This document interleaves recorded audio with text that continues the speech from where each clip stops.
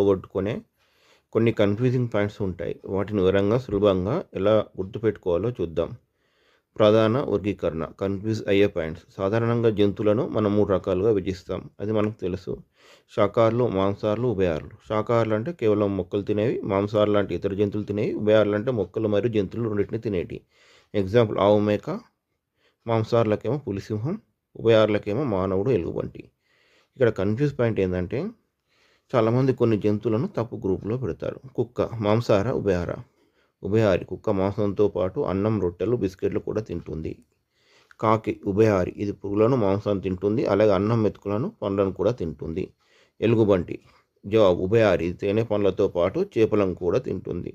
కోతి కూడా ఉభయహారే. ఎలా గుర్తుపెట్టుకోవాలి? మీరు నిత్య జీవితంలో ఈ జంతువులు ఏమేమి పెడుతున్నారో అవి ఏమేమి తింటున్నాయో గమనించండి. కేవలం మాంసం తినే పులి, అన్నీ తినే కుక్క అని లింక్ చేసుకోండి. ఆహార సేకరణ పద్ధతుల్లో సూక్ష్మ భేదాలు అంటే చిన్న చిన్న తేడాలు ఉంటాయి. జంతువుల ఆహారాన్ని ఎలా లోపలికి తీసుకుంటాయి అనే దగ్గర చాలామంది కన్ఫ్యూజ్ అవుతారు. పీల్చడం తెలుసు. సీతకోకచిలుక మకరందాన్ని పీలుస్తుంది. తేనెటీగ తేనెను, మకరందాన్ని పీలుస్తుంది. వీటి తొండం లాంటి గొట్టం ఉంటుంది.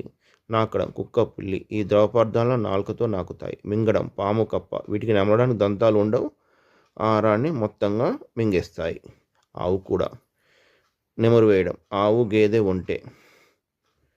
పండ్లు మరియు ఆహారం. జంతువుల పండ్లు అవి తినే ఆహారాన్ని బట్టి మారుతూ ఉంటాయి.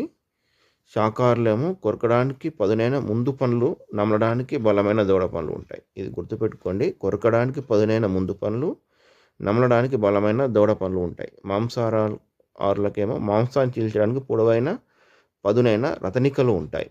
పులికొర లాంటి పండ్లు. శాకాహారులకేమో ముందు పండ్లు, నమలడానికి బలమైన దవడ పండ్లు ఉంటాయి. కన్ఫ్యూజింగ్ పాయింట్ కొన్ని పక్షుల ముక్కులు ఎందుకు వేరుగా ఉంటాయి?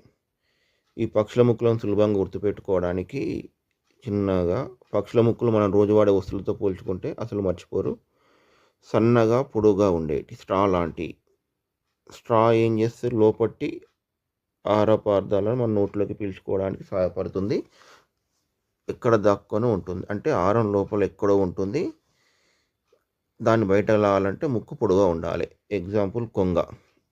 నీటిలో ఉన్న చేపలు పట్టుకోవడానికి సన్నని పొడవైన ముక్కు ఉంటుంది. హమ్మింగ్ బర్డ్, ఉల్లంగి పిట్ట వంటి కూడా ఈ కోవలోకి వస్తాయి. వంపు తిరిగి ఉండి కుక్కల్లా ఉండేటి ఉక్కులాగా. ఉక్కులాగా ఉండాలంటే ఆ తినే ఆహార పదార్థం ఎలా ఉండాలి? గట్టిగా ఉండాలి.